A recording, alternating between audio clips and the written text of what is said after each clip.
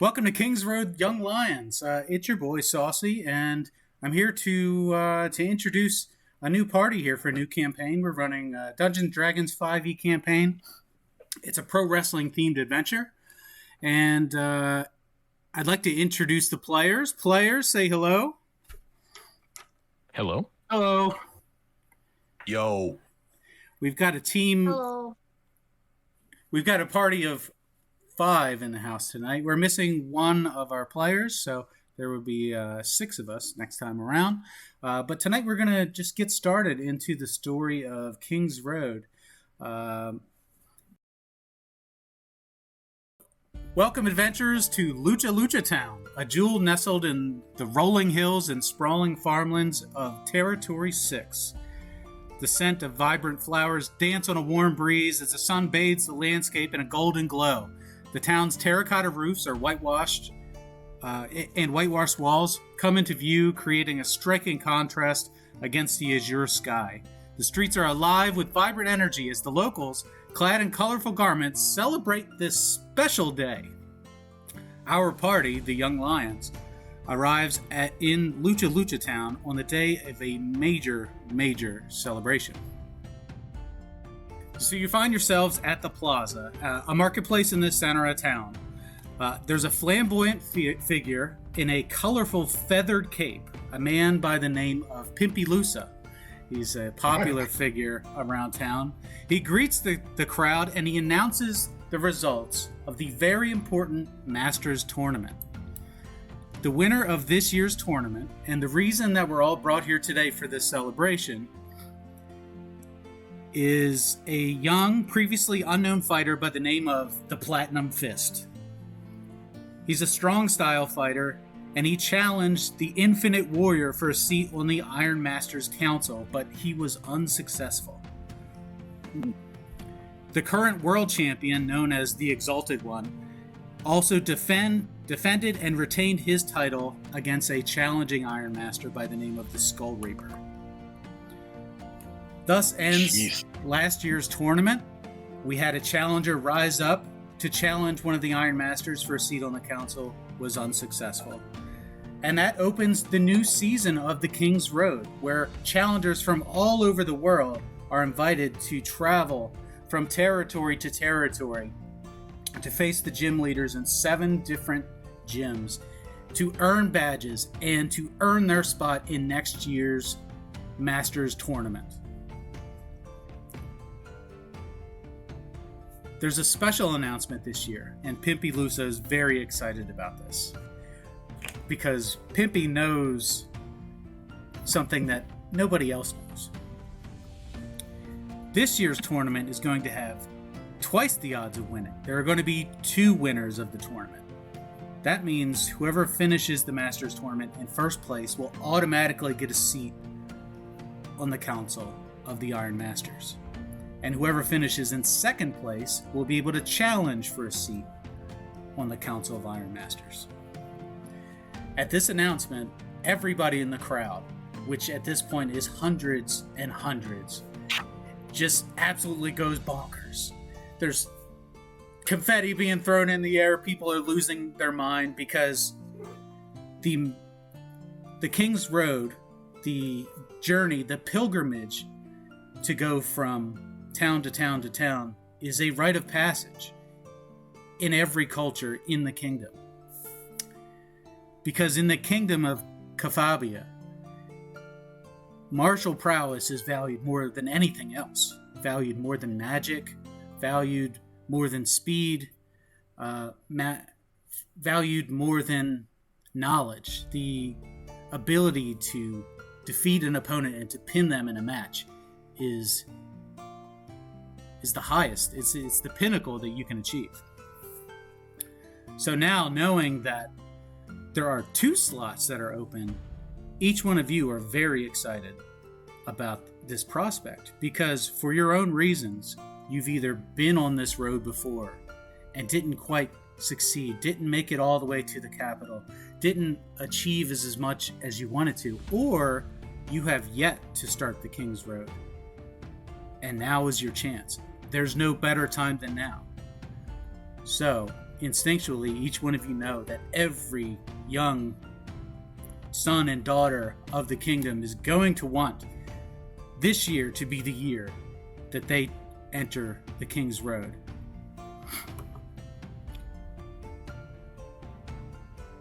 Okay. So for the party, this is a bittersweet offer because some of you are ineligible to compete because you have already attempted to get to the tournament unsuccessfully. But there are loopholes, and you are savvy enough to find those loopholes because for any challenger that makes it to the capital and any entourage that goes with them, there's still a chance to stay in the capital after the tournament is over. And the capital is far beyond anything that's seen in the territories. The luxury, the wealth, the riches, the opulence in the capital is beyond compare. So if you have to convince people to bring you along the way, if you have to manipulate a little bit, if you have to outright lie, that's okay. I don't think anybody would blame you.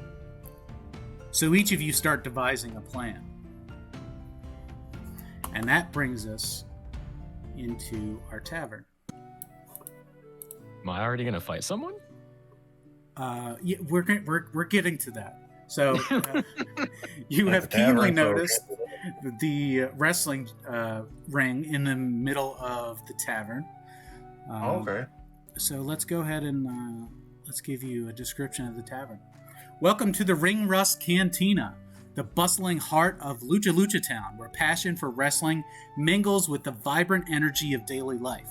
As you step through the arched entrance, the scent of sizzling meats and the sound of lively conversation fills the air.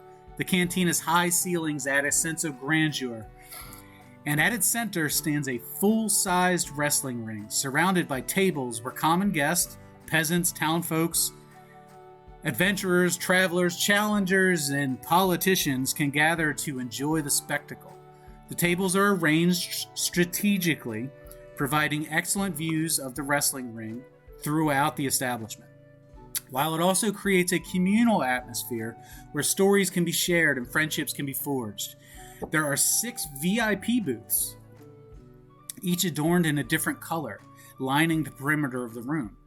Those exclusive spaces offer not only prime views of the ring, but also attached rooms for those VIPs to rest and recharge while in town. The Ring Rust Cantina is a hub of activity, the most important business in town, with a bustling common area where at night offers of alchemy services, blacksmithing, tailoring, and general goods can be sold at a premium price. It's the convenience store in town, if you will. You'll find everything from handcrafted masks to potions and weapons, making it a one-stop destination for all travelers. Both exhibition and grudge matches take place inside of the ring, so don't be afraid to throw your name in the hat if you want to gain a little notoriety or perhaps win a wager.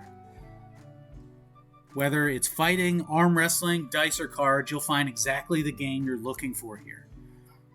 The menu itself is a celebration of local flavors featuring farm-to-table meals, eggs, steak, some of the best produce in the world, biscuits and greens. The corn dishes are to die for, and local fish dishes are a delicacy. There are an assortment of drinks available from all over the region, including wines, ales, meads, porters, and other things. The ambiance is lively as musicians take to an elevated stage to play for the masses. Whether you're a seasoned fighter, a devoted fan, or a curious traveler, the Ring Rust Cantina has what you seek. So the 4 of you find yourself at a table in front of what looks like a hearth over here. Each of you have known each other for quite a while. Well, that's not entirely true. Some of you are a friend of a friend, and some of you have multiple friends. So let's just start on the end here with Alex. Alex, could you describe your character and how you know the party?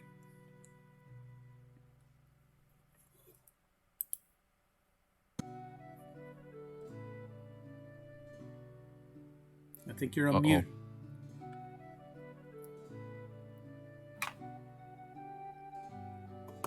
Alex, are you with us? Okay, let's start the other way around. Gator, let's start with you. Yeah, all right, no problem. All right, so my number one connection in the group is the half-orc sitting very close to me, or rather, I'm sitting very close to him. He makes me feel very safe. In fact, he saved my life once. I don't like to admit it, but right place, right time. Some guy had me yoked up. My tie was over on the other side of the wall, and I didn't think I was going to make it out of this one, but good old Bronson saved my neck and a slap him on the shoulder. And more drinks. Order him another couple rounds there. And put it on my tab. Put it on the Gators tab. I mean, I'm just starting to get to know the others very well, but this half-orc I do owe my life to. Now, Gator, you're in great shape. Can you tell us what's the secret to how you accumulated so much mass?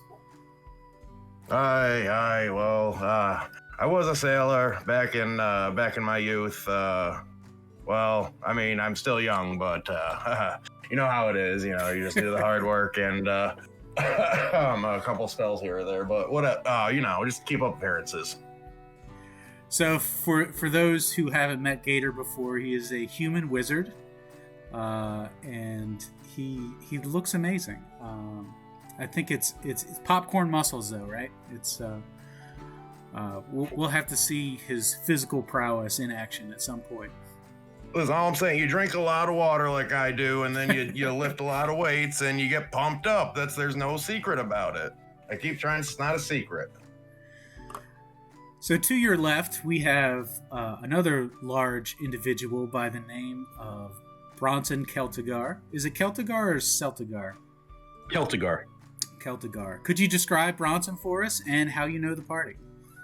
Bronson is just a massive half-orc, but he's probably the most well-dressed half-orc most people have ever seen. He comes from a noble family by way of some orcish rating, and then has a soft spot for people who are bullied, like my buddy Gator here. I don't like bullies, and so I didn't do nothing. I maintain that. And so as we were heading to the next tavern, since we got kicked out of that one, we just sort of struck up a friendship. And to your left is another friend of yours, a man with some luscious golden long hair, the Fabio of our group, by the name of Aigo. And Bronson, tell us a little bit how you know each other. Give me just 1 second on that. I know we've been working on that. That's the bard who is not here today. Correct.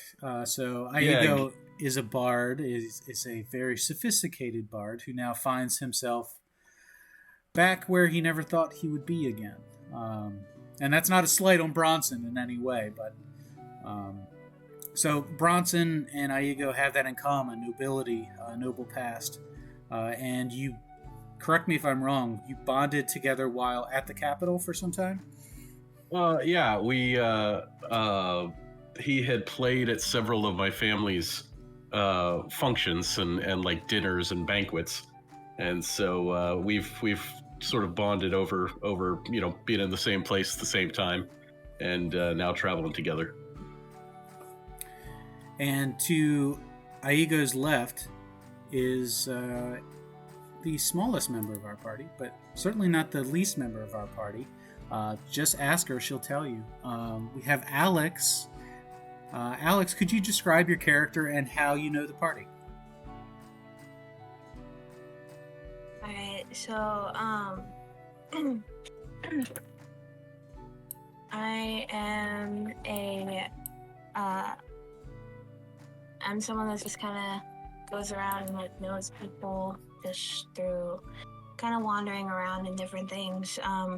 Definitely not afraid to share feelings of myself or others, where it's deemed worthy / entertaining. And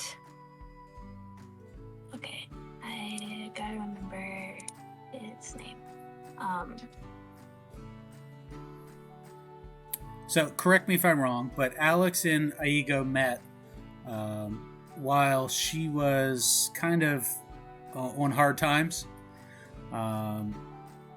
It's hard times in the kingdom of Kafabia. If you don't live in the capital, it's you can work all damn day and not be able to make enough to feed your family. So Alex has been a member of the streets for quite a while, and Aigo is one of the few people who showed you kindness. Would that be accurate to say?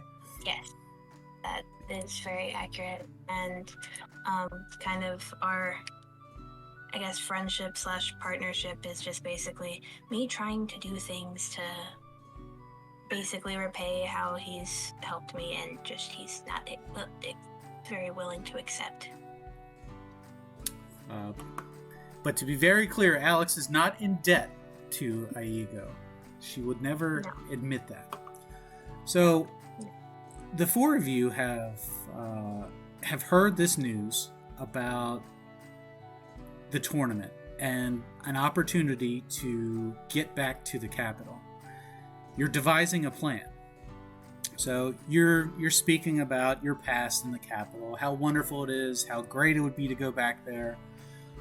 You are loosely related through a friend of a friend of a friend, which is enough to bind you all together. If you vouch for me, I vouch for you, that sort of thing.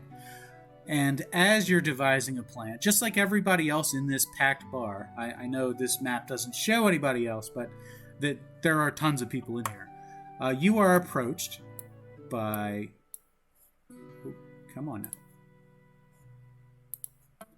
You're approached by a young, handsome man who is bearing gifts.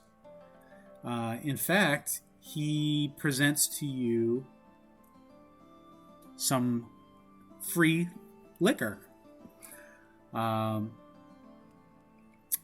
Zinthral, would you like to introduce yourself and make a little sales pitch about your wares that you are offering free samples of? Allow me to rudely interrupt.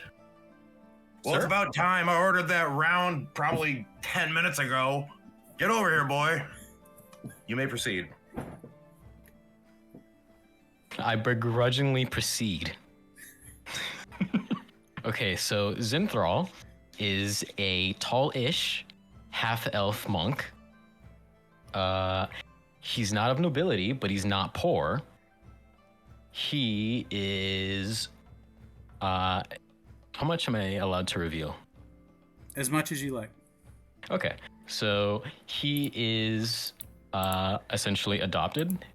Both his parents, one of them anyway, died, unfortunately, due to complications when he was born, and the other one left.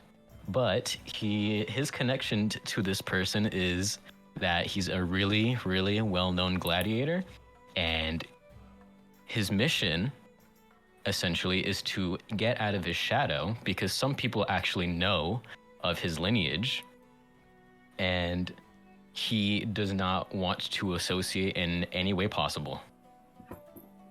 And hopefully he will do this on the road that he will hopefully take with all of you. So anyway, I proceed to give him his drink that he just rudely... Well, my hand has been out since I finished speaking, so my fingers are now curling impatiently. Well, I go up to him and tell him, apologies, I don't work here. I'm just here to give you free samples of the liquor I just made. All right, I'll grab it less rudely and say, well, that they paid you, you'd probably be quicker. That's probably not true, but I won't tell him that. You're gonna get us tossed out of this bar so Please. fast. So, can you tell us a little bit about the alcohol that you created? Yes. So it is a mulled wine, and I have 4 more bottles in my pack. It is a green bottle with the label Elite Elixirs. It is a mulled wine. It's spiced with star anise, cinnamon, nutmeg, maple syrup, and orange peel. It is supposed to be very, very, very tasty and have a slight kick to it. I like ale. I'm sorry, I don't have ale. I slap Gator in the back of the head. Can you at least try it? I Tell him did to calm down. I would love to try some. Okay, thank you. I try it as well. You just say didn't want any. I just said I like ale. I didn't say I didn't want any. Free booze is free booze, and I tip it back. Okay, fair enough. Aigo will also have some. I will. And I will some also. Apologies for my boorish friend over here. Thank you No problem. for it's this okay. Fantastic not my first time. brew. It's not my first time dealing with brutes. Anyway, you are very Now that I welcome. drank about half of it, pretty good. Got any more? Probably not. Later. And I just finished drinking the rest. So, Zinthral, as you are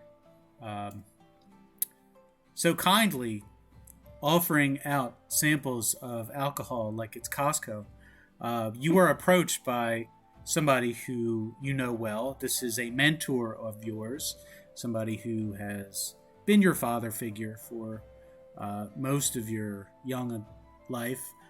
Could you tell us about this mentor? Describe them, and then I'll tell you what they say to you. So, my mentor, sorry, let me pull these out real quick. Wow, I'm sorry, I forgot how long I wrote this. Anyway, so my mentor, his name is Harmond. His full name, if I remember, Harmond Stonefist. He is a dwarf. He is slightly old. He has a salt and pepper beard to him, a little bit on his hair too. To describe him what he looks like Roman Reigns, which a lot of you apparently don't like. Oh, I forgot that. I'll leave my feelings outside of this game. He has 3 moves. He's like Guile from Street Fighter. Anyway. What's wrong with that? We'll get there. Keep harness that fury.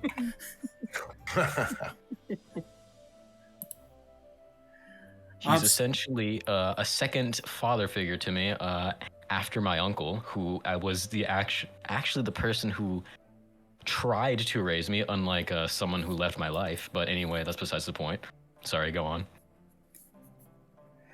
So Harmon comes to you and says, Zinni, you have a match in 5 minutes. You need to get ready for the match. Well, this is out of nowhere. I mean, like, were you not going to talk to me about this? We talked about this earlier. You were so wound up about the elixirs that you forgot about it. Just trust me. I mean, yeah, I make no money off of this, and I thought I'd try to make money off of my wine at least. Well, that's not why we're here. You know why we're here.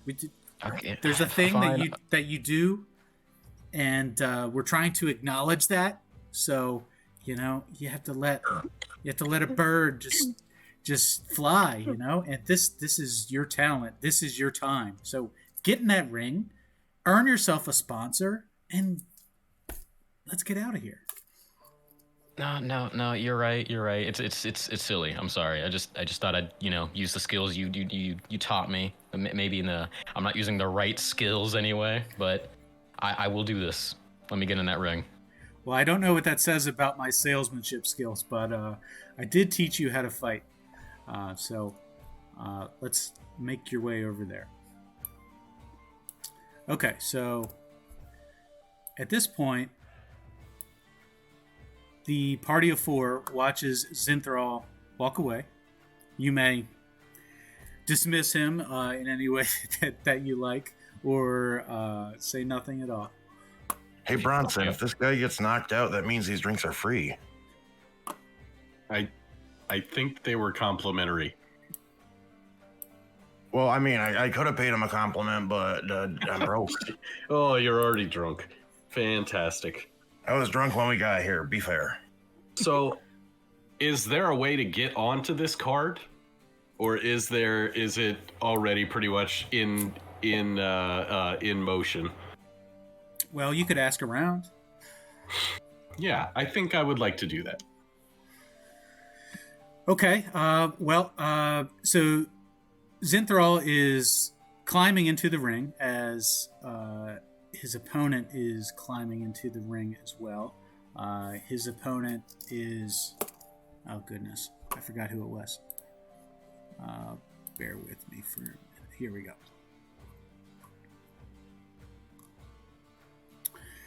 Okay, so his opponent is a very... Well, that doesn't look like a very large man, but it is a very large man in what looks like a black tank top, bald on top, and a long, unkept black beard. Just a mountain of an individual. Certainly outweighing Zinthral by 50 pounds easily. Certainly not the correct weight class. And you can tell that whoever set up this match was not keeping things, was not concerned about fairness.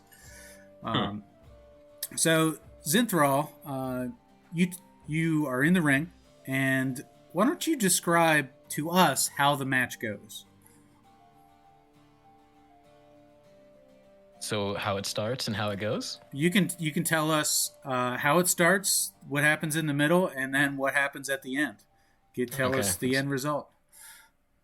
Alrighty. So, before I climb in, I take a look at this dude who I'm supposed to fight, and I look over to Harmon and I ask, "Are you sure we're in the right division?" Oh, there's no divisions here. This dude looks like he could eat me. I mean, he has an amazing beard, but he's gonna eat me. No, just remember your teachings. Remember what you learned. You know what? No, that's fair. You know what? I can take this guy. I will. I go up to him and I do we start initiative?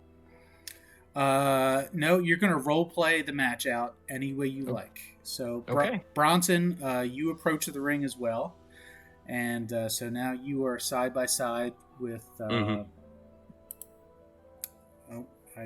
with Harmon. Yeah, just sort of taking it in for the time being and scooching up to the possible promoter here. Okay. Everybody else at the table, Alex, Gator, what would you like to do at this time? Well, I don't like to be too far from my bodyguard, so I'm going to have to be near him most all of the time, and currently I'll just be right behind him.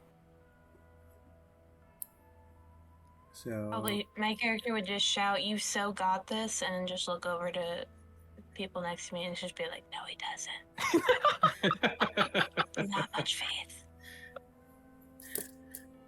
Like everybody in the room instantly is confused by what you're saying. They don't know who you're talking to, but they assume you're rooting for the underdog here. At this point, you start to see there's some groups in the VIP areas that are mustering up, and they're interested in the fight as well. There are a couple different rowdy groups. There's a group of all women challengers, adventurers, if you will. 4 of them. They are wearing outfits that have symbols of horses on them. In addition to that, there's another group of people who are just in all black and white clothes. It's different variations of black and white. There are way too many of them. There are at least 8 of them, maybe as many as 12. In another area, there is a group of people, 4 of them, and they also have matching outfits, black with green trim. So you can tell that there are almost teams is a good way to put it, which is not uncommon. It's something that is part of the culture where territories will build fight teams to train together and to travel together for the best possible chance of performing well in the on the King's Road and in the Masters tournament. Because if somebody from your territory wins a seat on the Iron Masters Council, all of a sudden they have political power. They are advisors to the king, next only to the world champion himself. So this is a big deal for a lot of people, and it's an excellent opportunity. So people are really excited to find out who is the next up-and-coming champion. And are they coming out of territory number 6? So, Zinthral, bell rings. What do you do? So I go up to the guy like it's an MMA fight, and I try to do the whole like fist bump thing. All right, so the fist bump of honor, or the handshake of honor, if you will. Love it. Hand of harm. Hand of harm. I burn his hand. I burn his hand. All right, so no honor to be found here. Okay. He's go a big on. dude. I gotta take every advantage I can get. Uh-huh. Okay. And it's So boos from the crowd, cheers from the crowd. Everybody loves it. You can tell there's one particular group in the corner that must be there with this very large gentleman, because they all look like they just creeped out of the hills and came down to town just for the match. They're all unshaven. They're all out of shape and gigantic, and maybe spooky, if you will, but certainly not folks that you'd want to mess with. Imagine a motorcycle gang in medieval times. That's kind of what we've got there. What you're telling me is that I kind of messed up by doing that. Well, that remains to be seen. So you burn his hand, and he winces, and now he's mad. Which is that what you were going for there? Yeah, I was. I'm just Okay. I'm trying to make him mad, so he just messes up. I can just take advantage of him of his anger. Okay. Because I know he's a big dude, so if I take him on just like brute force, he's going to win. So I gotta find whatever opening I can get. Okay, so what happens next? Does he try to hit me? Yeah, you tell me. You tell me what he does. Role play. I imagine he tries to hit me back. So, in attempt to try to dodge, I will do exactly that. Okay, so am I allowed to use weapons? By the way, I might as well ask. Can I use weapons? So this is unarmed combat. So okay, I'm making sure. He goes to strike you. You go to dodge, and are you successful in the dodge? I would say yes, but let me roll a. When someone asks you if you are a god, you say yes. I don't want to be a god. Well, I rolled a 24, so I imagine yes. I'm giving you creative freedom to impress the world right here. I'm an underdog. What's Harbin look like right now? Just based off of how the match started, does he look worried? I mean, like, is he just kind of like all according to plan? Oh, Did you intense. teach him that? Intense. He's only got, two facial expressions, and it's intense and asleep. And right now, it's intense. Okay, so as he tries to hit me, I dodge out of the way and then I aim for his ankle. Okay. An attempt to stun him, and then as he lowers himself to try to, as he winces, I hit him smack dab in the face. With your fist? Yeah. Okay. And what's the result of that? The result of that, I imagine he's a bit discombobulated, so I just grab him by the head and then I knee him. Okay. So he's showing some signs of damage. The crowd is going wild. Young Lions, you see this happen. What's your reaction? All right, so I'm already half in the bag when I got here, and I'm like Terry Funk right now when he's out on his feet and just swinging at nothing because I'm so excited. So I'm like shadow boxing with him, basically. I'm so excited, but I'm not doing anything other than swaying. So I'm halfway keeping an eye on Harlan, and then halfway keeping an eye on the rest of the crew, who seems to be most up in arms. Like they're all his group. Just because I've seen all of this kind of stuff escalate before, just kind of keeping an eye on the two major factions, a part of this. Yep, so we're going to say they're down here in the blue cabana, for lack of a better term. Okay. And Alex... Can we call it the Colt Cabana? Can we call it the Colt Cabana? Sure. Alex, both you and Aigo are still witnessing this happen. What do you do?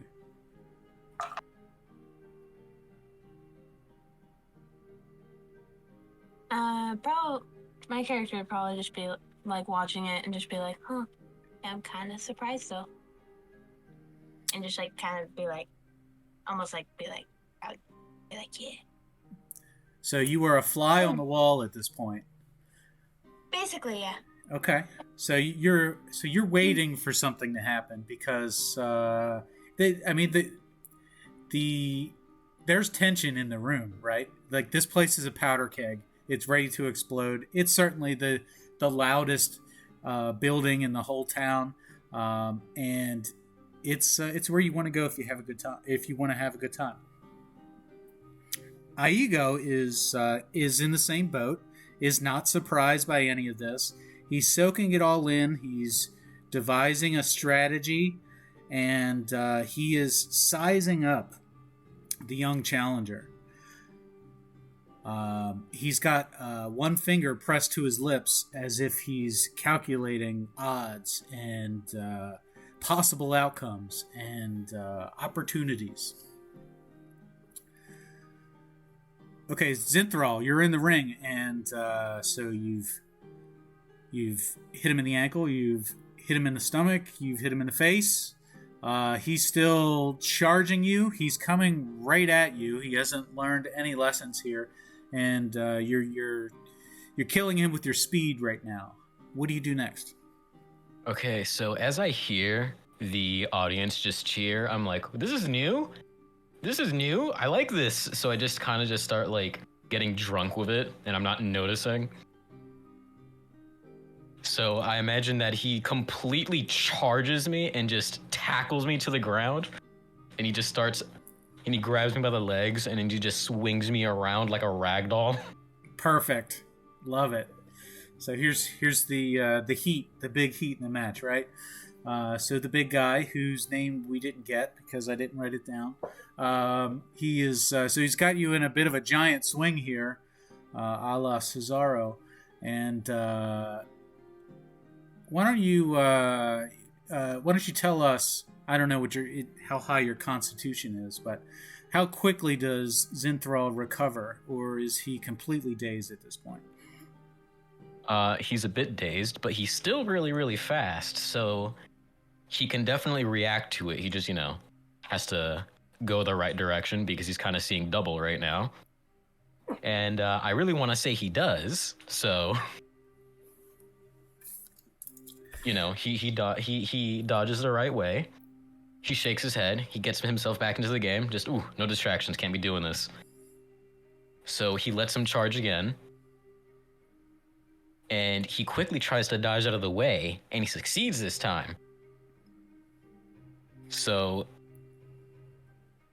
as he misses, he goes to hit him in the back of the head.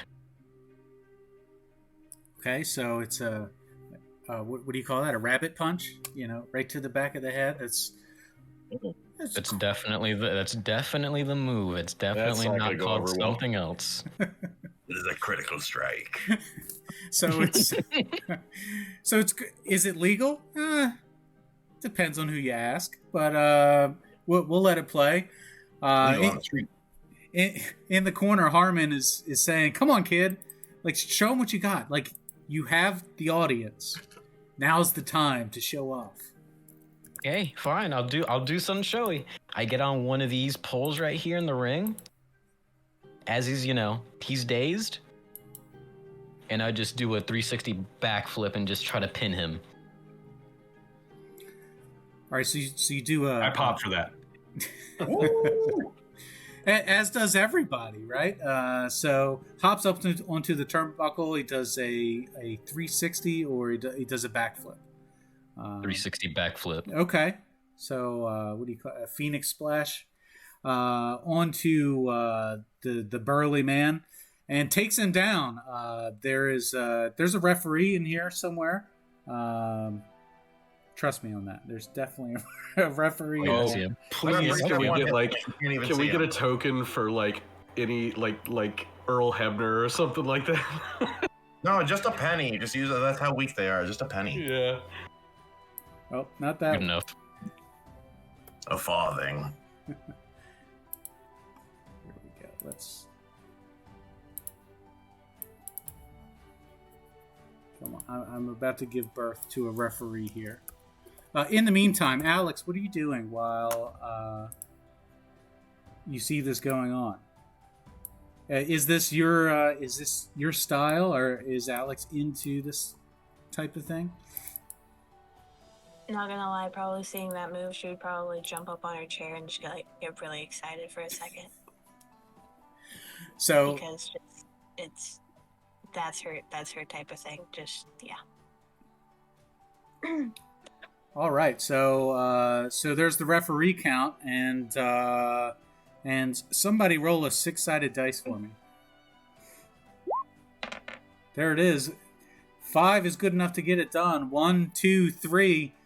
Ding, ding, ding. That's the match right there. And Zinthral making quick work of the big burly man here. And is Zinthral quick to get out of the ring, or would he like to celebrate and gloat and work the crowd a little bit? So he just, starts circling the ring, and he just starts putting his arms out like, more cheers. Come on now. That's not enough. Come on now. You just saw me take this big guy down. Look how small I am compared to him.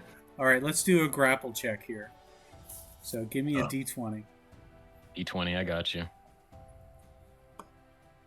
I'm walking around the ring. Right. Oh, that is horrendous. Do you want to know what it was? Well, obviously, it's a 1. You rolled a 1. That's I rolled bad. a nat 1. Well, I rolled a Good 2. start. So What's your bonuses? well, a 1 is a fail, right? Is a automatic fail. So he manages to grapple you, and then at this point, your life flashes behind your flashes over your eyes for a second there. A montage of all the best moments of your childhood. I don't know if we want to get into all those, but death may be near at this point. So he grabs onto you, and he drops back into a releasing German suplex, launches you over the rope. And why don't you give me an acrobatics roll here? I got you. 11. 11 total. 11 total. Okay, so you fall out of the ring and take a pretty bad spill on the ground here. Let's see, what do you roll for fall damage? Is it 1d6 per 10 feet? Mm-hmm. Give me a d6. Okay. Wow, the game does not like me. 6. Okay, so outside of the ring here, there is like a railing here where people can post up and place their drinks, and you crash hard AF into this thing. You're going to take 6 points of damage there.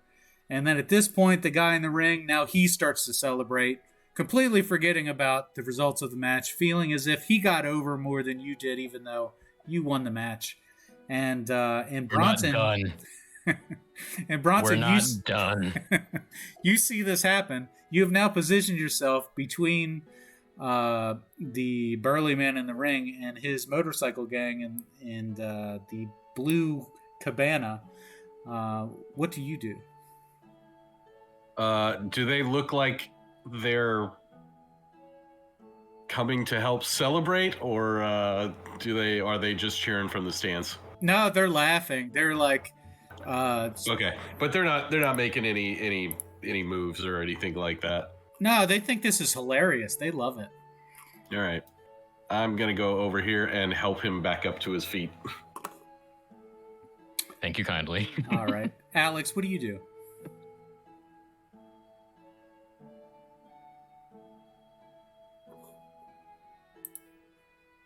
Jeez, sorry.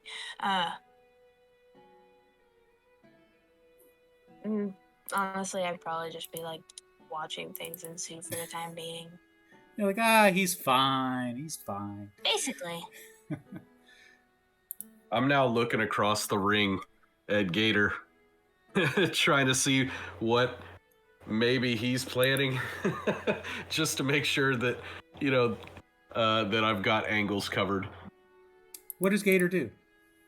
Yeah, so I already had an idea in mind, and I'm kind of happy that, me, the player, am happy that Bronson has now moved away from me, because I'm still half in the bag, and I've gotten so heated that I've started, I ripped my jacket off and thrown it on the ground, and the tie's coming off, and just throw it on the ground, and I don't know at what point Bronson might get a chance to notice, but now the shoe is coming off, and I throw it at the dude in the ring.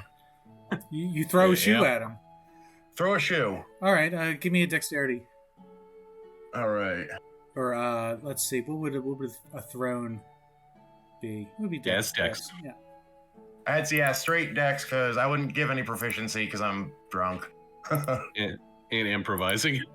And improvising. So yeah, we'll just do a roll d20 here. 14 plus 2. Okay, so 16 total? Yeah. Okay. Yeah, so you connect with the shoe, you hit him in the back of the head, and now at this point, this is he looks around, he's trying to scan who it was that threw a shoe at him. Mind you, this place is pretty packed, so there are other people around you. He's scanning, his eyes come to you, then what do you do? All right, well, I'm not with it enough to hide the fact that I just threw a shoe.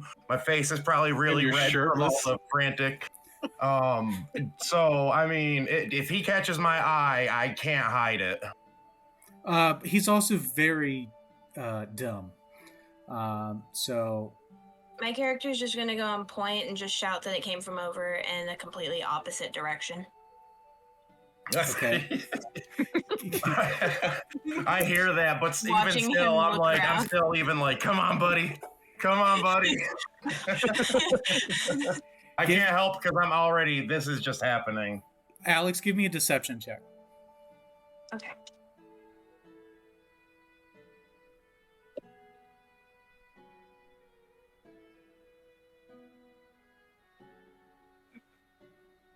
Is a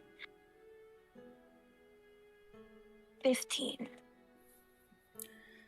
A 15. So he believes you. And at this point, he starts to march out of the ring and head over towards the red cabana, which is full of the horsewomen, for lack of a better term. And we'll go ahead and we'll place these lovely adventurers over here.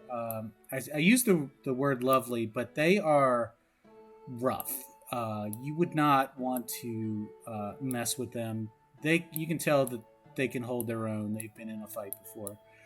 Can I finish my last thought? Is me being so focused on what I just did, I go to slap the back of who I think is Bronson, but it turns out it's the dwarf.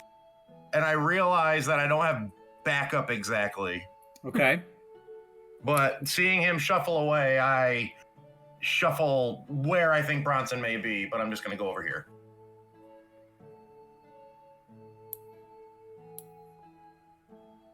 Okay, so where does he go? Can you move the icon? I'm trying to click on it, but I'm getting like a box. Instead of like something I can grab, it's just making like a box as if I was going to grab a bunch of things. But if make you sure just you like hit move... the select tool. Oh. Yeah. Yeah, well, I will look for that. Here we go. I see it. That should be it.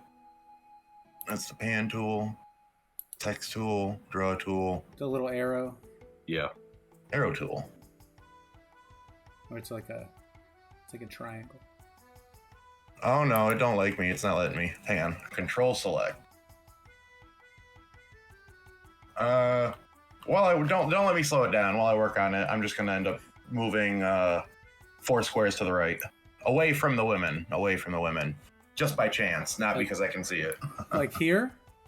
The other direction. My right. This way. Stage right. Thank you. I'm just gonna stumble away. Hurdled up. Oh boy. I'm gonna stumble into a coat rack. Gotcha.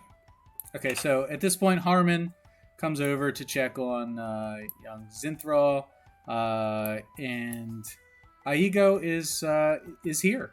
He's very cold, right? And he's just warming up by the fire for as long as it takes to get that chill out of his bones. Even though the weather is fine, he's from a very hot climate, so this weather is just too much for him. All right, Zinthral, so you're back up to your feet, and you said you're not done yet. What does that mean? You don't do me dirty like that and get away with it. I want to fight him. I want to continue this. Just because I won don't mean it's over. Okay. It doesn't mean it's over. So I'm gonna give him a flashback, and I'm gonna go on to this bad boy right here. Hold on. I'm gonna go right here on this pole. I'm gonna jump on him and try to hit him over the head. Essentially, just instead of pinning him, I want to kick him over the head. Okay. So go ahead and roll athletics. Let's just make sure it's not another 1. It was not a 1, but it was a 7. Okay. So that's good enough for you to... it's not graceful, right? But you do manage to land on top of him. And at this point, you're both splashed down on the ground. You are prone. And there you are. You're both on top of each other. And he's going to make a check to try to stand up. He does. He's getting back up to his feet here. What would you like to do? Seeing we're not in the ring right now, I mean, this gives me an advantage to just, flurry of blow him in the balls. Okay. Roll with advantage.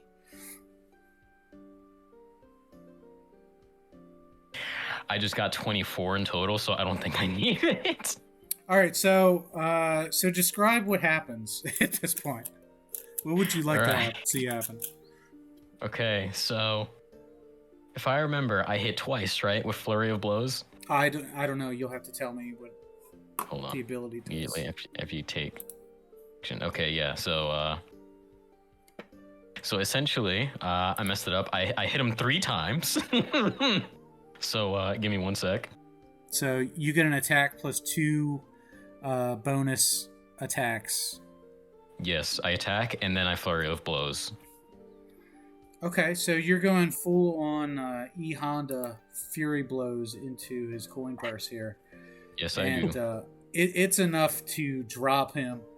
And right in front of the 4 horsewomen over here, and they all wince, you know. Even though they may not know that pain, they can, you know, it still translates into any language. Everybody has nerves. That's right. And there's a collective groan from the whole crowd, just, oh! And most of them feel like he kind of had it coming. Everybody loves a good underdog story. And the guys who are in the cabana do step out a little bit. But ultimately, they're not aggressive. They just want to be able to see. Because it's there's a lot of obstructions in the way. Now, Bronson, you are you're ponying up here. I obstruct. Just basically to shoot them a look from this 7-foot tall half orc to not get involved in it. So they're trying to look around you because they've got a little FOMO right now. They don't want to miss the action. They don't seem particularly aggressive at this point. Okay. Why don't you give me an intimidation check? All right. Let's see. That is a 9 total. A 9 total. So you're not particularly intimidating. They kind of dismiss you. But they're not offended by you in any way. And they are not aggressive towards you. So you're just kind of coexisting in the same space in a crowded bar. Mm-hmm. At this point, the ring bell goes off again, and there's another round of applause. The entire bar has gotten their money's worth. This has been an exciting match for them. There's applause. Zinthral, people are helping you up to your feet. People are helping up the burly guy here. No amount of help will save those 2. And I point to his family jewels. He's incoherent at the moment. He has lost his all of his senses at this point. Somebody dropped out here. There he is. Yeah, that was me. It kicked me and asked me to come back because it wanted to show me an ad. Weird. Awesome. Yeah, once Zinth is clear of this guy, if the other, if his retinue wants to go pick him up and gather their fallen, I'm not gonna stop them or anything like that. I just want to make sure that they're not gonna numbers game Zinth. No, that they're not even interested in helping him up. They think it's hilarious. Okay, good. On a day like today, this is basically New Year's Day in the entire kingdom of Kafabia. Because it's the start of a new season. It's just it's a new chance for everybody to take that path to become the world champion. So it's going to be really difficult to ruin anybody's day here. Even the burly guy on the ground here, he knows that he came here to fight and he got to fight. So even though he's sore, he will recover. So at this point, Zinthral, Harmon pulls you to your feet, pulls you back over towards where he originally had you by the tables. And what would you like to do now? So I ask Harmon, so how'd I do? He says, with "Listen." the most like the biggest attempt of having a straight face, but I'm just trying not to laugh. He says, "Well, what do you think, kid? I mean, listen to the room. That was a good time." And then he says, I think everybody in the room felt that one. Well, isn't it what I did a bit illegal? I mean, I did just kind of ruin this person's chance of ever having children ever again, so. Well, maybe we can find a healer who can help him out. I mean, who knows? I mean, if he drinks enough of your wine, maybe he will forget completely about it. Oh yeah, yeah, you're right. I toss him a bottle of wine to say, "I'm sorry. I'm sorry deeply. You just don't do that to me ever again, please." So you throw a bottle of wine at him? I mean to toss it to him in an attempt for him to grab it, but if he can't, I'll just place it next to him. All right, so you place the bottle of wine in front of him, and and he grunts in approval, trying to not look too pathetic in front of the horsewomen over here, and he does make his way around you. As he walks by you, he does give you a pat on the shoulder, which instinctively makes you take a reactive stance, but you can tell that it's meant as camaraderie and not as a cheap tactic or anything. And now I feel ashamed. Okay, so oh man. So Gator, what do you do here? So you are amongst the people here. So there's a crowd of people here. There's a couple people with signs that say Burly Man forever, and they're a little disappointed. Somebody's got a sign that says "Kill them all, let God sort them out." There are fanatics here. Everybody came for a show. I don't know if these are your kind of people or not. What do you do in this situation? Well, I need my shoe back. Get off my foot! Push this guy. I'm just trying to find my shoe, and I knew I left it somewhere. And oh yeah, that's right. It went towards the ring when I dead center of the ring.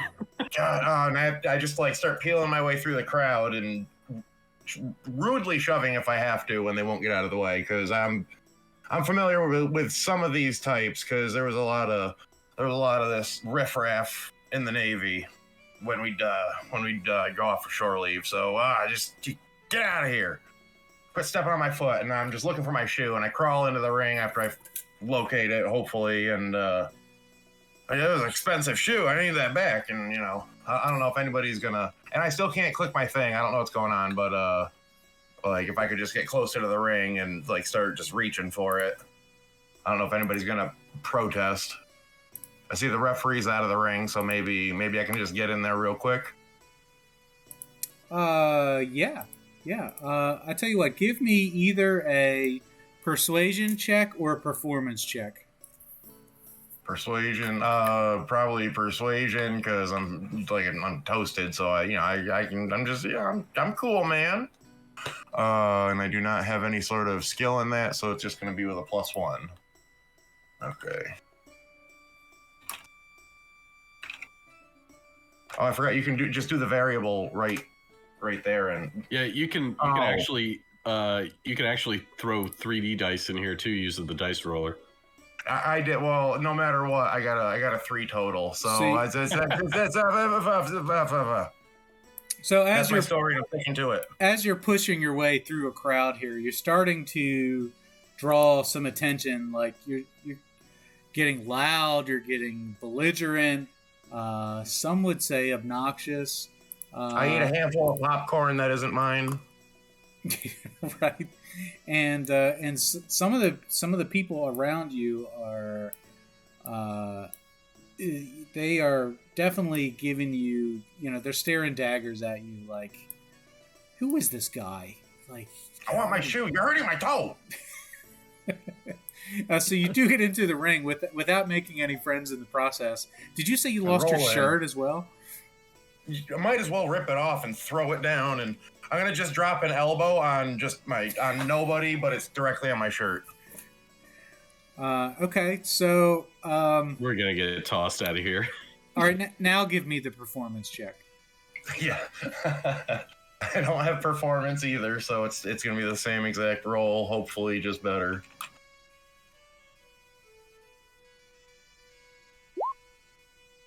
How is it a 3 again? What are the chances? Okay, well, I mean, so it's like Flair at the height of his, like, flailing around in the ring, and I just basically do the forward flop face first. So, so you flop on the ground, and at that point, a bucket of popcorn flies at you, and boos start to emanate from the crowd. Like, get out of the ring, you loser! So I try to stand up and pull myself up with the ropes, and I slip on my shirt that I threw down. So it's a complete show at this point. It's a shit show. All right, so what would you like to happen next? Bronson, my shoe! Oh Lord, my shoe is gone. All right, I'm heading into the ring. Okay. I just slide in and then pick up his shoe and sort of grab him by the nape of his neck and lead him back through the ropes back to our table. Okay, great. I don't put up much of a fight when somebody stronger and less drunk than me is telling me what to do for now. I recognize his manly musk, and I calm down for now. Gotcha. Okay, Alex. It smells like a Pringles can. Alex, let's It's just hop. like Did you say he smells like a Pringles can? Yeah. A lot of preservatives. Yes, as we're like walking back to the table, my character's just gonna like pick up like a cup that sits next to me, softly toss it at him, and just be like, "Sorry, had to. Everyone else was. I couldn't resist." It may or may not wake me up. So at this point, Zinthral is by you, and you've seen him. He has watched you, and at this point, you're all in the same area together. Why don't you go ahead and introduce yourself to him? A real introduction this time.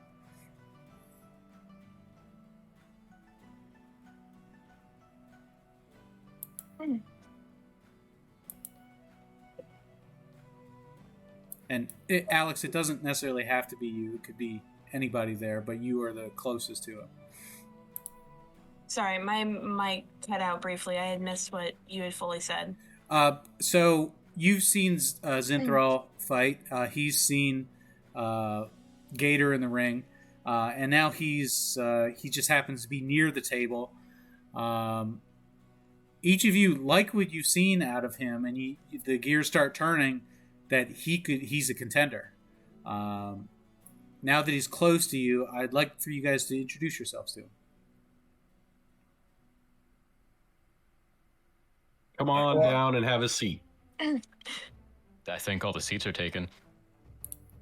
There's stools all over the place, and just hook one with my foot and drag it over as I'm putting my shirt back on. You guys got some balls. Yeah. Yeah, that was... Who flips off a turnbuckle like that? That was crazy.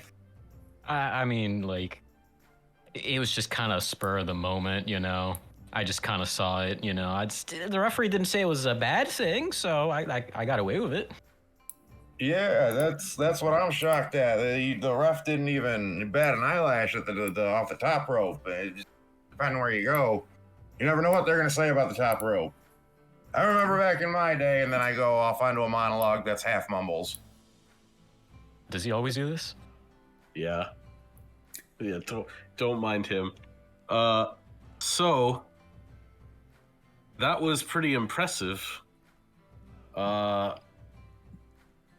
Would you maybe like to join up with us and tour the territories? I'm kind of already with, my mentor, my master, my second father figure. Yes, I am. I'm saying this out loud to everyone. So Harmon as Regina- says, Harmon kind of leans over your shoulder and he goes, he would love to. He would love to. Please, take him. Are you abandoning me? I'm setting you free. This is a quest that you have to take for yourself, Zinthro. I can't go with you. It's okay, because we're adopting you, so. Oh, well, that's the second time someone's adopted me. I mean, we know that you can hold your own against someone much larger than yourself, so.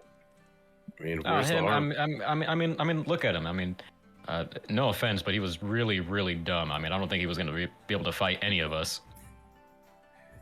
I say no offense because I'm hoping he's not in an earshot of me. I mean, it feels like if you put a book in the ring, he would have struggled just as hard, so. That's what I'm saying. Like, he probably can't even read. He wouldn't know you if short I selling hit him yourself. directly in the face and I threw it at him. That's right, I threw it at him. Go, boy. I don't think you want to say that too loud. He might be at an earshot. So at this point, the music in the place is pretty loud. The chatter in the place is pretty loud, and there are clusters of people who are all working together in groups, sort of like the group that you're in. At this point, Harmon says to Zinthro, he goes, if you'd need me, I'll be staying at the inn for another day. But, I think this is a good opportunity for you.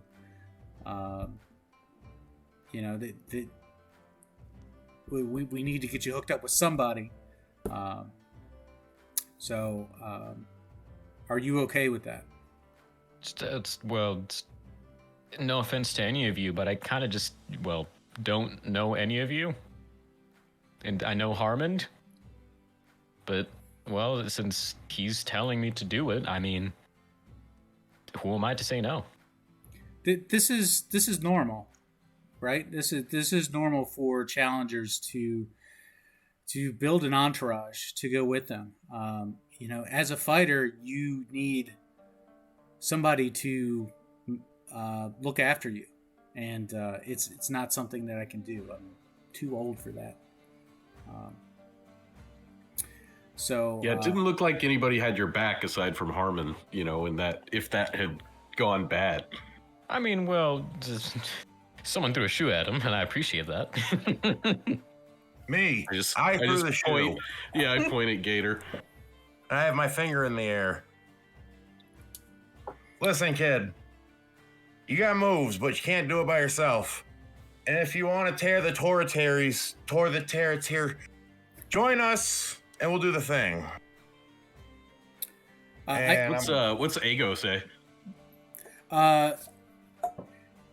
Nothing. He's still trying to get warm here. So he doesn't have a lot to add on the matter. Strangely play it hard. He's just taking it all in, and he's still working on his plan. But Harmon says to you, look, I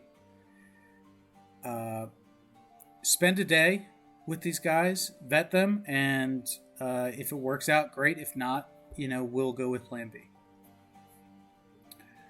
And then at that point, Aigo raises a hand and he says, there is, of course, one thing that we are forgetting about. And I don't know if Aigo has an accent or not. But he says, I know quite a bit about the King's Road. And I know that it's not as simple as just throwing your hat in the ring and and getting in a fight like you can do here, there is an entry fee. There's a registration fee, and it's not something that's cheap. I remember in my day it was 50 gold pieces, but it's probably a little bit more than that now. There's going to be a registration fee. Is that something that Zinthral can afford? Well, no. Well, it was good talking to you. No, I'm just kidding.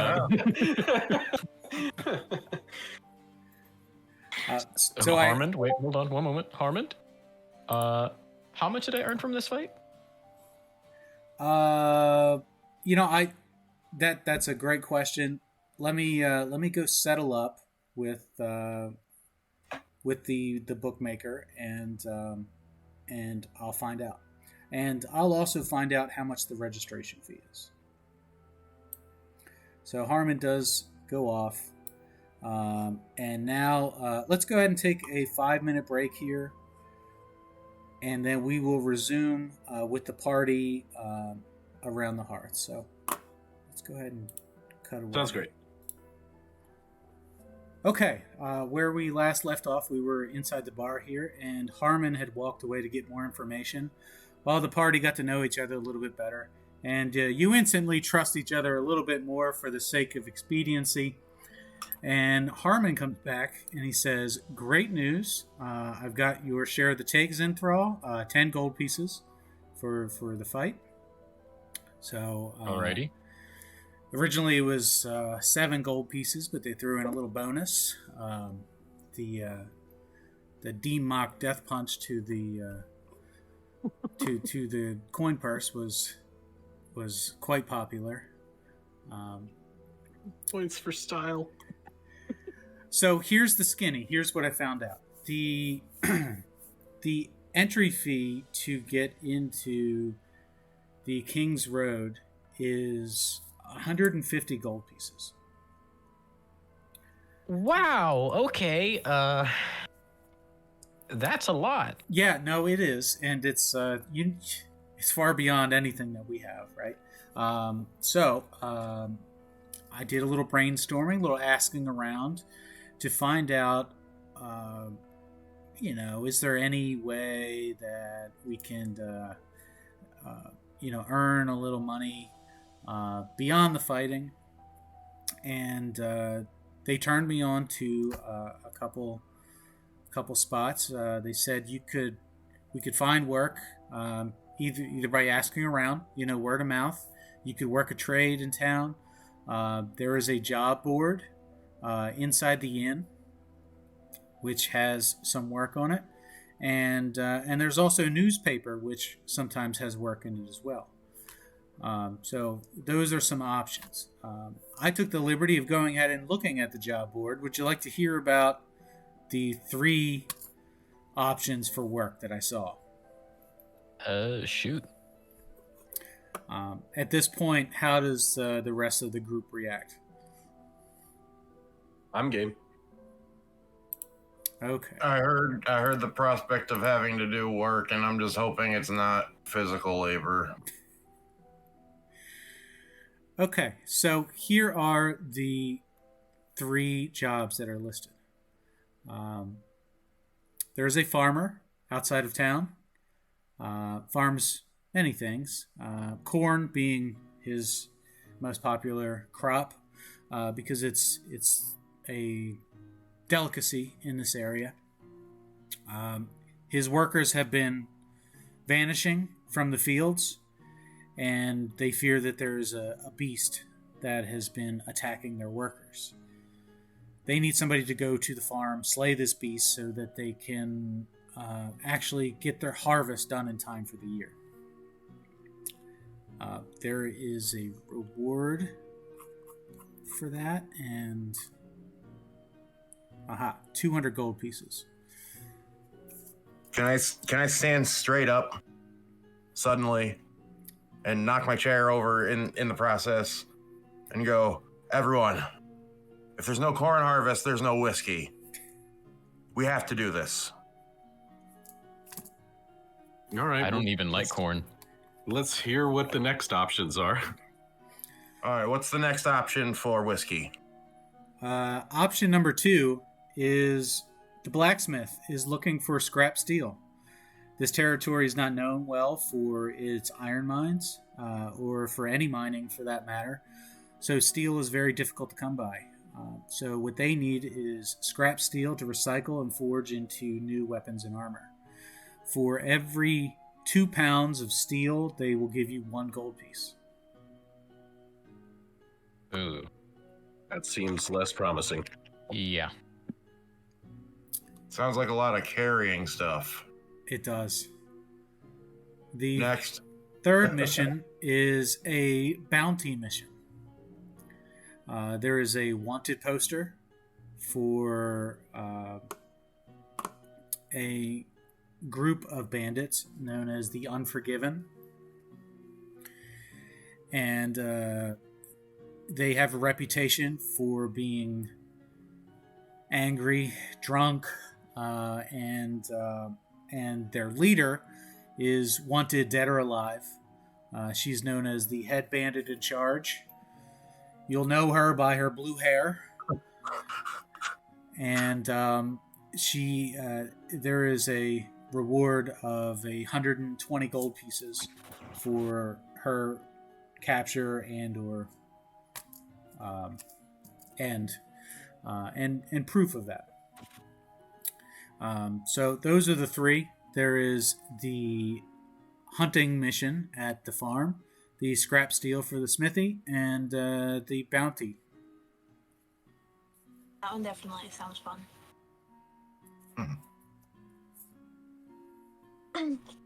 Well, I'll take the first one and the third one. I did just not the second one. That just sounds like we'll earn nothing out of it. The second one does sound more Break a bunch of tedious. stuff. Then give it to him. I'm concerned for the alcohol, so my vote is for job 1. You know what? That's completely fair. And then I also take out another bottle of wine, and I hand it to him. Just go ahead. Don't worry. You can have it. Ah, I like this guy. Where do you Look at hide this all this wine? guy. I'm gonna put my arm over him and I'm pat him on the shoulder. And my Don't breath worry, I got a is few probably more. awful at this point. Oh, it's horrendous. Don't worry. I got a few more. Okay, that's it. Excuse me. Listen, kid, you're gonna be all right. I'm just drink. I'm just drink this for you, sir. Was it a good idea for me to give him that? Yeah, it's You're fine. not charging me, are you? Absolutely. No. It's a great idea. Yeah, well, perhaps we can take on more than one of these jobs too. Let's roll with the farm one first, and then perhaps we can maybe earn enough to put 2 of us into this tournament. And maybe one will solve the other. Maybe it's the bandits that are poaching the farmers. You know, with the 2 winners, one the automatic bid and the second, getting an opportunity, we could double our chances. Double our gold. That is true. Putting 2 of us in there really would help. I mean, what are the chances we'll have to fight each other? Well, no, you're right. What are the chances? I mean, it's definitely not 0. But it's definitely not 100. I'm already doing the drunken math in my head. And it might resemble Steiner math by the end of it. That's right. We got 133.3 repeating. What you see? Bronson here is a genetic freak. And that gives him 66 and 63 stars. Okay. I'm Did not you even carry going over with the 2? it. Carry the 2. So yeah, let's follow up on the farm lead first thing in the morning, and then we'll keep an eye out for the bandits as well. Well, Harmon says great. I've had a chance to meet the bartender and work out a deal. The bartender works with the farmer and is they're good friends ever since the passing of the farmer's brother. It would be not only a favor to him, to the farmer, it would be a favor to the town, which is supplied food by the surrounding farm. So we were able to work out a deal where we could obtain one of the cabanas at the cantina here, and I'll be staying here and keeping track of the business side of things. And I'll be, if you need to procure any other work or any resources or anything, I can hang out here. But in the meantime, this green tavern, no, not the green one. Hold that thought. The pink one. The pink cabana is going to be ours for the foreseeable future. And come on now. Yeah, okay. Can you see that now? Yes. Wonderful. So you can see there are 2 single beds and 2 double beds. Plenty of room for the 6 of you. Well, not plenty of room.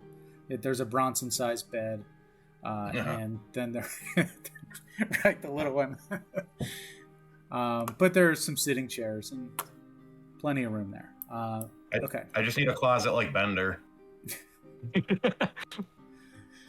Okay, so the farmer you want to meet, his name is, it's the Brewski Farm, and you want to talk to a gentleman named Merk,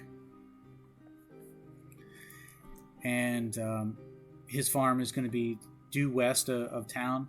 It's about 3 miles. Just follow the road, you can't miss it. And there's a big sign on the road that says Brewski Farm. Do you guys mind if I take a short rest? I just kind of need to, take a breather because that did just fight someone. We're gonna take a long rest. At this point, let's go ahead and move everybody to that room. Let's say that because this is such a holiday, and because now you have a private cabana and a private room that each one of you are able to rest as much as you like, and are able to accomplish whatever else you'd like to in town before heading out to the farm. So I'll just go around the table here and ask each one of you what you would like to accomplish before setting out the next day. So let's start with Alex. Why don't we start with you?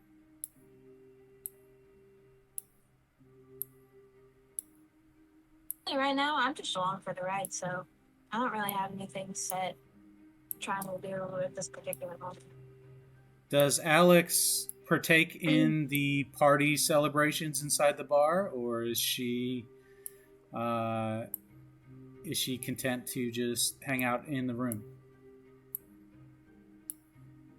Probably go back to the room. Okay. All right, so no worries there. So just so everybody knows, Alex is a cleric. Can you tell us a little bit about her faith? And does that come into play? Does she spend any time praying? Does she spend any time going to the temple? Or is this more of a private practice for her? So so she is a trickery domain, and just her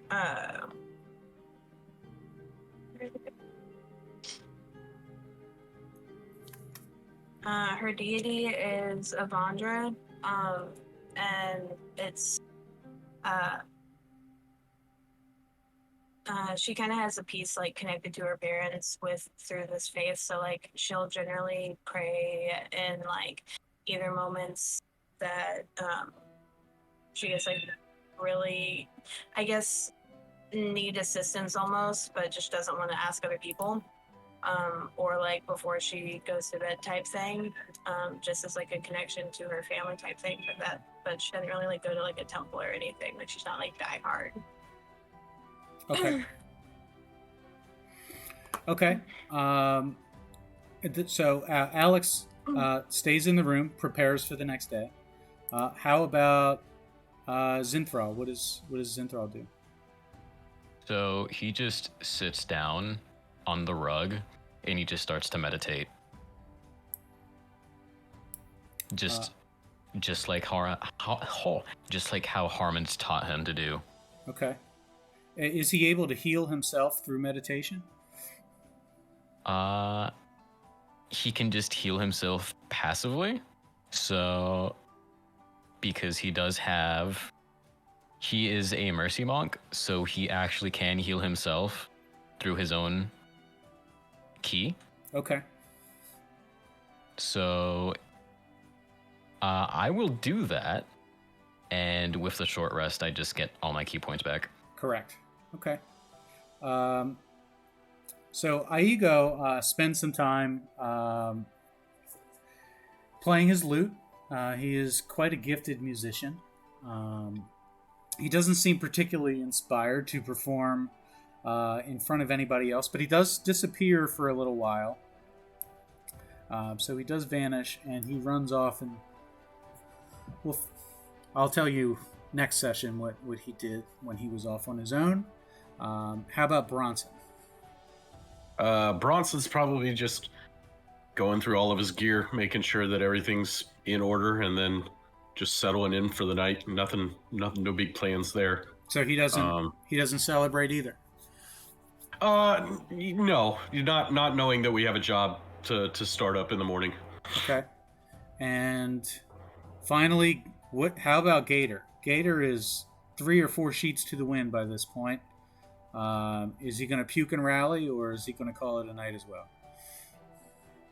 He would normally puke and rally, so I would assume maybe I have to make a constitution check, and if I fail, maybe pass out. If I rally, then we'll roleplay it from there. Whichever way you want to do it. Well, I've got 2 3s in a row, so... Do All it. right, let's roll the dice. I've got a +2 constitution. Let's see. Perfect. An 8 is not. I don't know. We've got our low rolling player, ladies and gentlemen. Why would it be the wizard? Why would it be the wizard? So, after how many hours does the illusion wear off? I've got 1 hour, and you know what? I can't find my material components, and I think I need to stock up on those in the morning before we leave. Okay. I'm not going out looking like this. Right. So, so you do have an exit door here, which I don't know if I revealed that or not.